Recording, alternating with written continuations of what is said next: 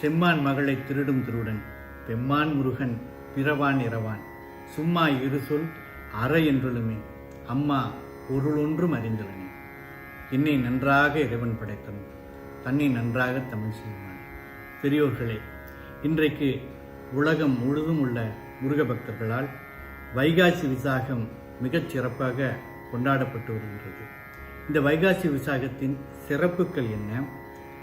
சிலர் நினைப்பது போல் இது முருகப்பெருமானின் பிறந்த தினமா? சிலர் முருகப்பெருமானுக்கு ஹாப்பி பர்த்டே சொல்லக்கூடிய நாளாக இந்த வைகாசி விசாகத்தை நினைக்கின்றார்கள். இந்த திருவிழாவை எப்படி கொண்டாட வேண்டும், இந்த வைகாசி விசாகத்தின் மற்ற சிறப்புகள் என்ன என்பதை இந்த பதிவில் நாம் பார்க்க இருக்கின்றோம். வைகாசி விசாகம் என்பது சித்ரா பௌர்ணமிக்கு அடுத்து வரக்கூடிய பௌர்ணமியில் விசாக நட்சத்திரம் வருவதால் இந்த மாதத்திற்கு விசாக மாதம் அல்லது வைகாசி மாதம் என்று சொல்வார்கள். இந்த பௌர்ணமியில் விசாக நட்சத்திரம் வரும்பொழுது அது முருகப்பெருமானுக்கு விசேஷமான ஒன்றாக கருதப்படுகின்றது. பொதுவாகவே பார்த்தால் கந்த சஷ்டியும் வைகாசி விசாகமும் முருகனுக்கு மட்டுமே பிரத்யேகமாக உள்ள ஒரு திருவிழாவாக உலகமெங்கும் உள்ள முருக பக்தர்களால் கொண்டாடப்படுகிறது. திருக்கார்த்திகை, தைப்பூசம், பங்குனி உத்திரம் இதை மூன்றும் முருகப்பெருமானுக்கும் சிவபெருமானுக்கும் உரிய திருவிழாக்களாக கருதப்பட்டாலும் வைகாசி விசாகம், கந்த சஷ்டி இது ரெண்டும் மட்டும் முருகப்பெருமானுக்கு மட்டுமே உள்ள திருவிழாக்களாக கருதப்படுகின்றது. முருகனுக்கு இன்னொரு பெயர் விசாகன். விசாக நட்சத்திரம் என்பது 6 நட்சத்திரங்களை கொண்ட ஒரு கூட்டத்தை கொண்ட ஒரு நட்சத்திரம். விசாக தினத்தில் இந்த உலகுக்கு உதித்ததால் முருகனை விசாகன் என்று கூறுகின்றோம். இந்த வைகாசி விசாகம் முருகனின் பிறந்த தினமா அல்லது முருகனின் அவதார நாளா என்று பார்த்தால் அதன் விடை கண்டிப்பாக இல்லை என்று தான் சொல்ல வேண்டும். முருகனுக்கு பிறப்பும் இல்லை, இறப்பும் இல்லை. முருகன் பரம்பொருள். சிவபெருமானின் ஒரு வடிவம்தான் முருகப்பெருமான். சிவபெருமானுக்கு மாகேஸ்வர மூர்த்தங்கள் என்று சொல்வார்கள். 25 மாகேஸ்வர மூர்த்தங்கள் என்றால் 26வதாக சிவபெருமானின் வடிவமாக கருதப்படுவது முருகப்பெருமான். ஏனென்றால் முருகன் வேறு, சிவன் வேறு அல்ல.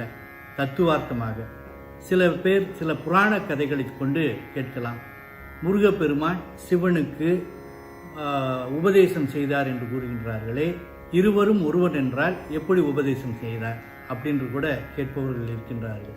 அதாவது புராண உருவகங்கள் வேறு, தத்துவங்கள் வேறு. தத்துவபூர்வமாக சிவபெருமானின் ஒரு வடிவம்தான் முருகப்பெருமான். சிவபெருமானுக்கு 5 முகங்கள்: ஈசானம், தற்புருடம், வாமதேவம், அகோரம், சத்யோஜாதம் என்ற 5 முகங்கள் என்றால் 6வதாக ஒரு முகம் இருக்கின்றது, அதுதான் அதோமுகம். இந்த அதோமுகம் எப்பொழுது தெரியும் என்றால், ஜனகாதி முனிவர்களுக்கு உபதேசம் செய்யும் பொழுதும் தாரகாசுரனை வதம் செய்வதற்காக முருகப்பெருமானாக உதித்த பொழுதும் இந்த முருகனுக்காக 6வதாக அதோமுகம் என்ற ஒன்றும் சேர்ந்ததால் அது நம்முடைய சண்முகனாக, அருமுகனாக, சிவபெருமானின் ஒரு வடிவத்தையே முருகப்பெருமானாக நாம் கொண்டாடுகின்றோம். ஆகவே சிவனுக்கு பிறப்பும் இல்லை, இறப்பும் இல்லை. பிறப்பு இருந்தால் இறப்பு இருக்க வேண்டும். முருகப்பெருமானுக்கு பர்த்டே என்று ஒன்று இருந்தால் இறப்புக்கும் ஒரு நாள் இருக்க வேண்டும். ஆனால் முருகன் பரம்பொருள், பிறப்பு இறப்பு இல்லாத பரம்பொருள்.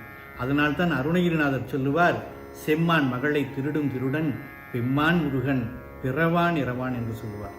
ஆகவே முருகனுக்கு பிறந்த தினம் வைகாசி விசாகம் இல்லை. ஆனால் முருகன் உதித்த தினம் வைகாசி விசாகம்.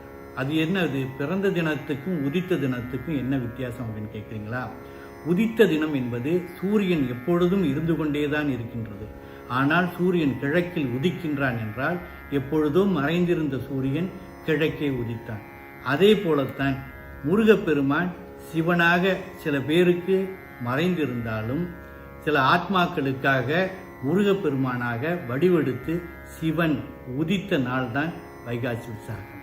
அருவமும் உருவமாகி அனாதியாய் பலவாய் ஒன்றாய் பிரம்மமாய் நின்ற ஜோதி பிழம்பதோர் மேனியாக கருணைகூர் முகங்கள் ஆறும் கரங்கள் 12 கொண்டே ஒரு திரு முருகன் வந்து ஆங்கு உதித்தனன் உலகம் உய்ய என்பார் கச்சியப்ப சிவாச்சாரியார்.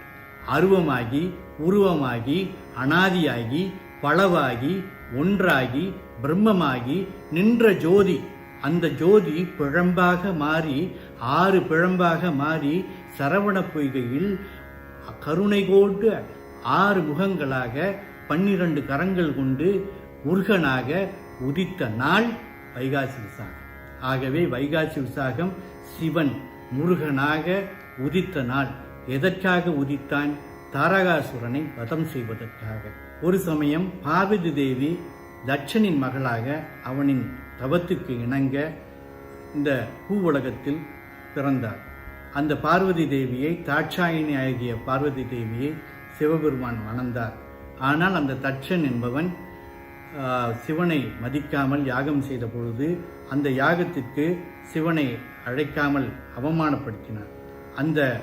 அதனால் கோபமடைந்த தாட்சாயினி அக்னியில் விழுந்து உயிர் துறந்தாள் என்று புராணம். அதன் பிறகு சிவபெருமான் தன்னுடைய அவதாரமான வீரபத்மனை அனுப்பி அந்த தட்சனையும் யாகத்தையும் அழித்தார். அதன் பிறகு சிவபெருமான் தியானத்தில் ஈடுபட ஆரம்பித்தார். அந்த நேரத்தில் உலகமே ஸ்தம்பித்து போனது.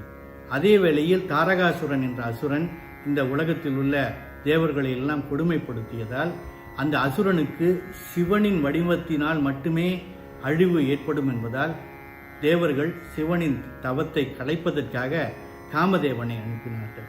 காமதேவனை சிவபெருமான் தீப்பொறியாக சுட்டெரித்தார்.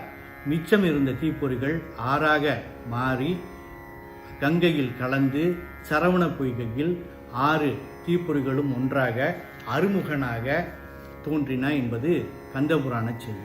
ஆகவே சிவபெருமானின் நெற்றிக் கண்ணிலிருந்து புறப்பட்ட அந்த தீப்பொறிகள் முருகப்பெருமானாக அருமுகனாக தோன்றின. சிவன் வேறு, முருகன் வேறு அல்ல என்பது இங்கே செய்தி.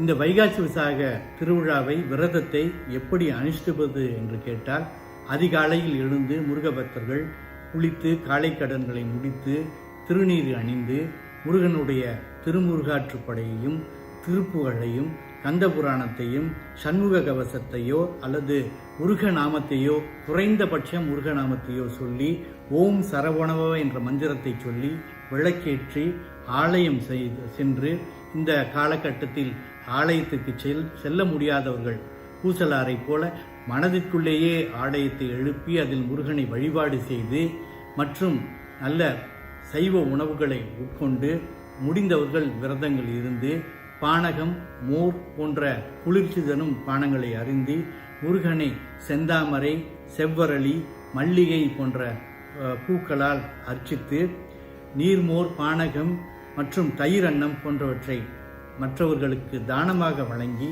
முருகனை 6 படை வீடுகளிலும் முருகன் குடிகொண்டுள்ள எல்லா கோயில்களிலும் முடிந்தால் கிரிவலமாக வந்து இந்த விரதத்தை மேற்கொள்வார்கள்.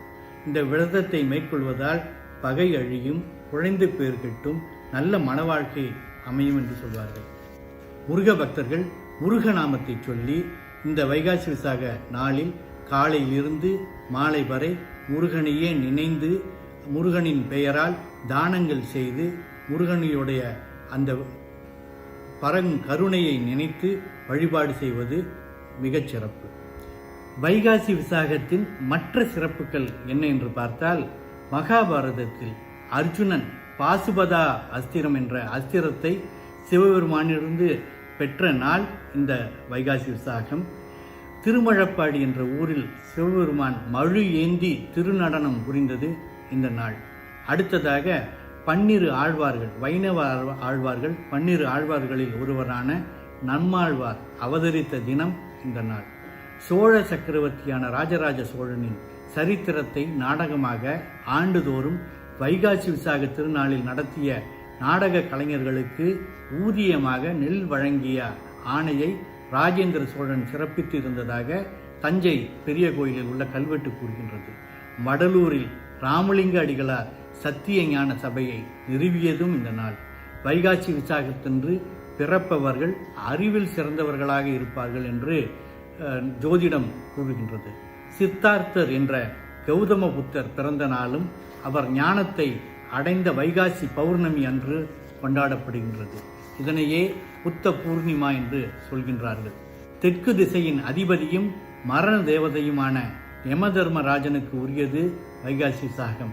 அன்றைய தினம் யமதர்மராஜனை வழிபடுவதால் நீண்ட ஆயுள் கிடைக்கும் என்று சொல்வார்கள்.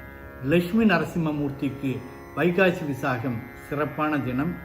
இந்த மாதிரி வைகாசி விசாகம் என்பது சைவர்களுக்கு மட்டுமல்ல, முருக பக்தர்களுக்கு மட்டுமல்ல, வைணவர்களுக்கும் பௌத்தர்களுக்கும் சாக்த வழிபாடு உடையவர்களுக்கும் ஒரு சிறந்த தினமாக, சிறப்பான ஒரு நாளாக கருதப்படுகின்றது. இந்த நாள் முருகனின் பிறந்த நாள் அல்ல, முருகன் சிவனாக இருந்து சிவனிடமிருந்து முருகன் உதித்த நாள். சூரியன் கிழக்கில் உதிப்பது போல சூரியன் எப்பொழுதும் இருந்து கொண்டுதான் இருக்கின்றான், முருகனும் எப்பொழுதும் இருந்து கொண்டிருந்தான் இருக்கின்றான். ஆனால் மறைந்திருந்த சூரியன் உதிப்பது போல முருகன் உதித்தான். முருகனின் அவதார நாளாக இந்த வைகாசி விசாகத்தையும் நாம் கருத முடியாது. ஏனென்றால் அவதாரம் என்பது சைவ சமயத்தில் இல்லை. சைவ சமயத்தில் சிவபெருமானுடைய தோற்றங்கள் மாகேஸ்வர வடிவங்களைத்தான் சொல்கின்றோமே தவிர அவதாரங்கள் என்று இல்லை. ஆகவே வைணவ சம்பிரதாயத்தில் தான் அவதாரம். ஆகவே வைகாசி விசாகம் என்பது முருகனின் அவதார நாள் இல்லை, முருகன் பிறந்த நாள் இல்லை, முருகன் உதித்த நாள், முருகனுக்கு உகந்த நாள். ஆகவே இந்த நாளில் முருகப்பெருமானின் வழிபட்டு அவன் அருள் புரிவோம் என்று கூறி நிறைவு செய்கின்றேன். நன்றி, வணக்கம்.